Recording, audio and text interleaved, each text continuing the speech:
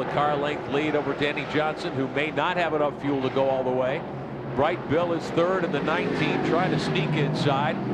Tremont is next in line, and there is Bicknell, fifth in the running order, maybe with the fastest race car of all right now.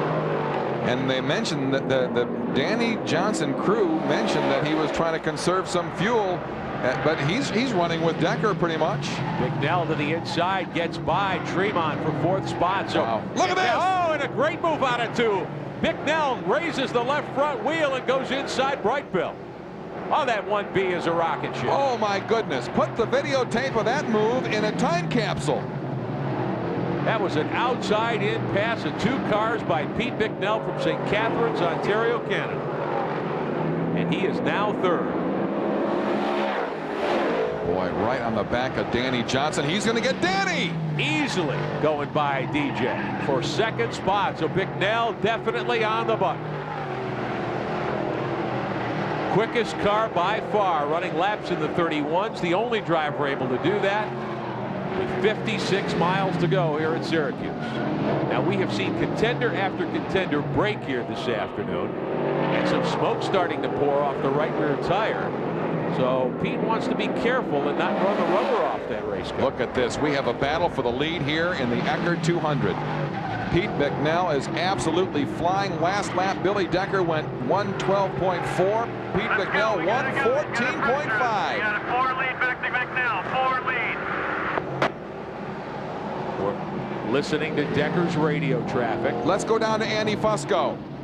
Pete Bicknell just got this ride last night, as we heard, but that's not the first time today. It's not the first time that he's ever driven the car. Last year, this was Gary Ballou's car. Gary Ballou was complaining about how it handled in Super Dirt Week.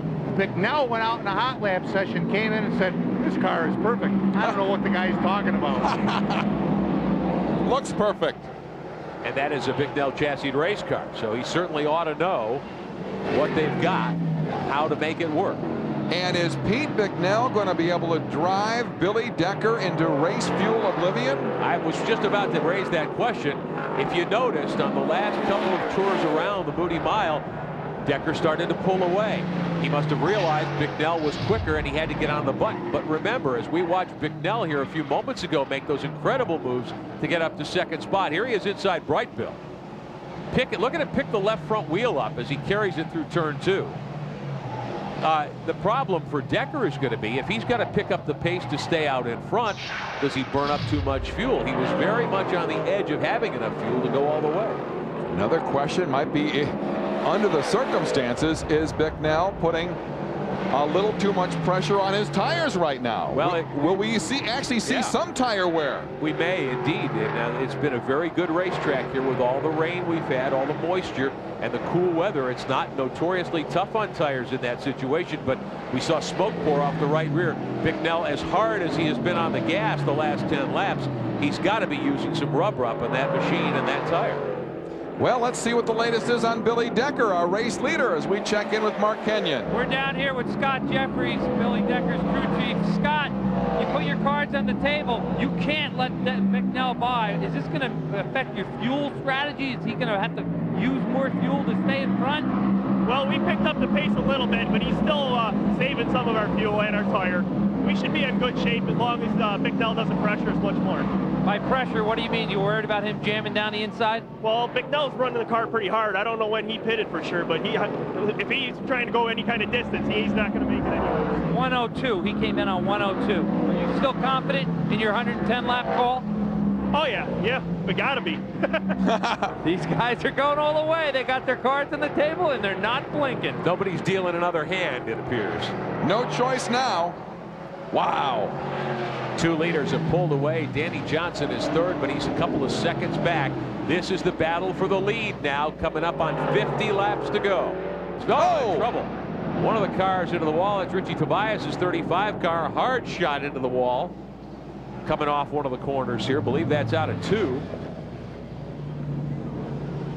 And that will no doubt bring out a caution. Trying to looks like it should be at the head of the backstretch, but I don't see the car other than on television.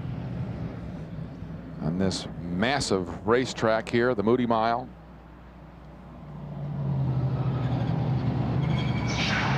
He's over by 3.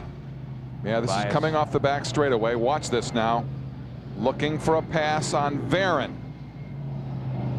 Contact, perhaps. Here it is. Yep, they rub. Varon is able to hang on to that machine. Nope. Goes up in the air. He controls the car, but Richie Tobias had nowhere to go. Hard into the concrete. Safety crews over there. That is a big time impact. Now Richie Tobias qualified up front, ran up front much of the day here, so he has cost himself perhaps a very, very good finish. This is Varon's car in the pits. Look at that damage. How did he hang on to that car? Unbelievable. We have 33 laps to go in the Eckerd 200. Back with more from the Moody Mile at the New York State Fairgrounds on Rush Hour. Rush Hour. Super Dirt Week.